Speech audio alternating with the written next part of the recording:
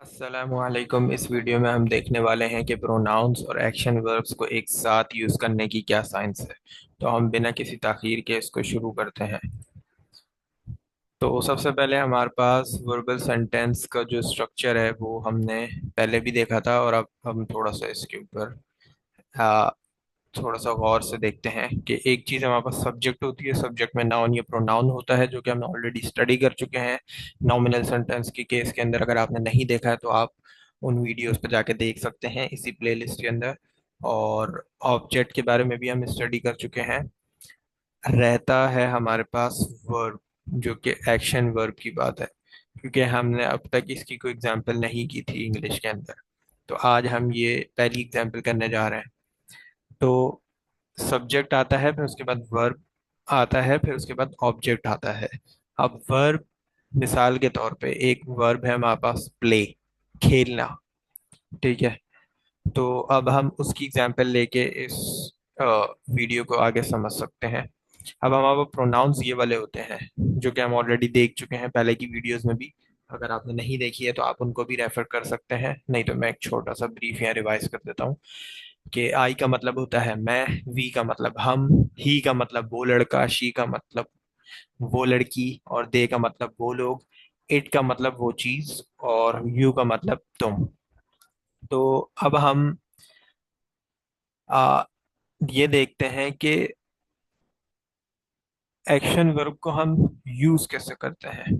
मिसाल के तौर पे हम हमारे पास एक वर्ड है प्ले, और मैं कहता हूं कि आई प्ले क्रिकेट, मैं क्रिकेट खेलता हूं। इसी तरीके से वी प्ले क्रिकेट, हम क्रिकेट खेलते हैं। इसी तरीके से यू प्ले क्रिकेट, तुम क्रिकेट खेलते हो। ये हम इस तरीके से सेंटेंसेस बनाते हैं।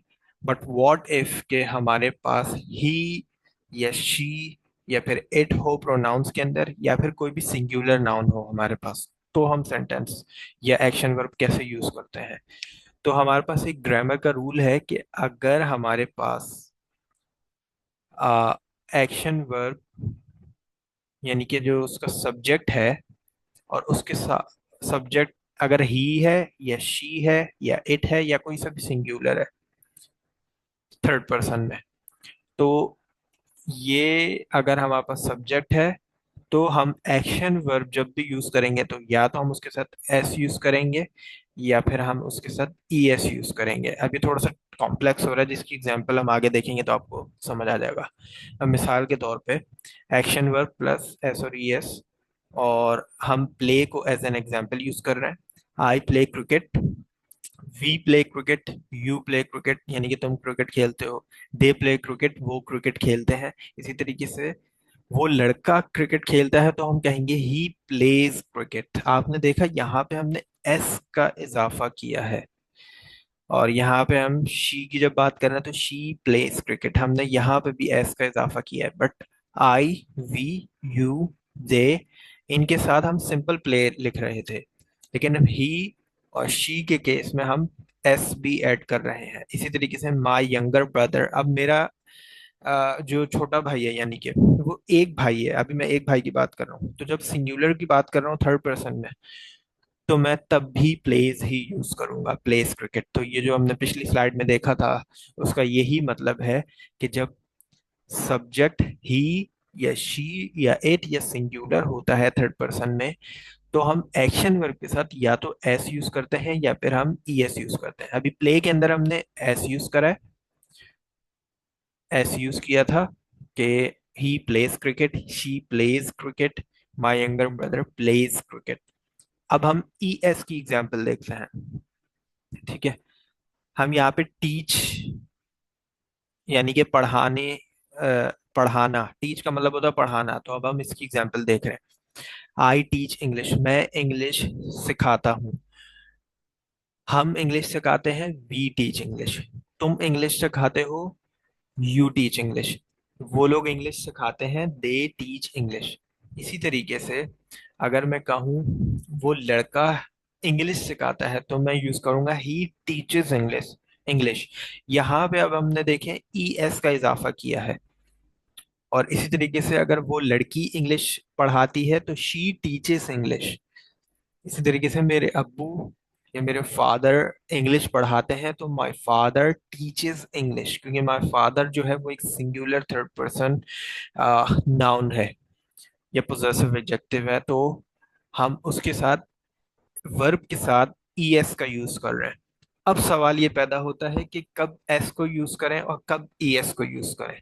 तो अब हम उसकी उसका डिफरेंस देख लेते हैं कि ग्रामेटिकली हम उसको किस तरीके से डिफरेंशिएट करते हैं कि कब एस का यूज करना है किस वर्ब के साथ और किस वर्ब के साथ ईएस का यूज करना है।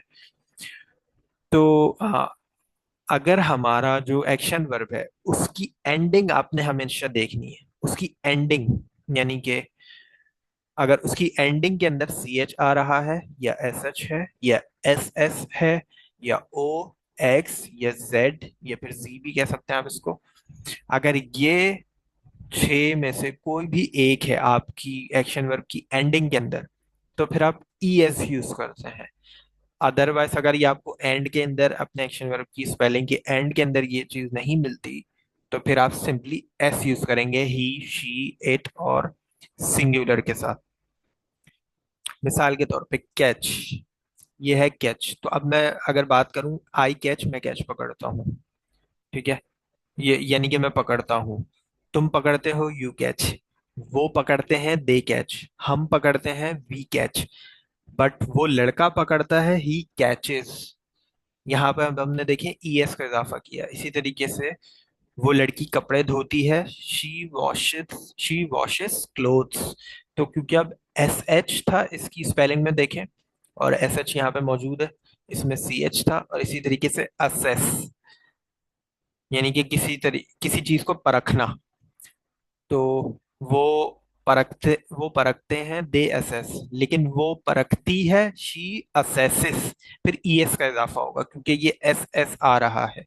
इसी तरीके से बच्चे स्कूल जाते हैं, चिल्ड्रन गो टू स्कूल, लेकिन अगर हम एक बच्चे की बात करें, a child goes to school, क्योंकि यहाँ पे ओ आ रहा है एंडिंग के अंदर और ओ हमारी इसमें मौजूद है, तो ई एस लगेगा यहाँ पे।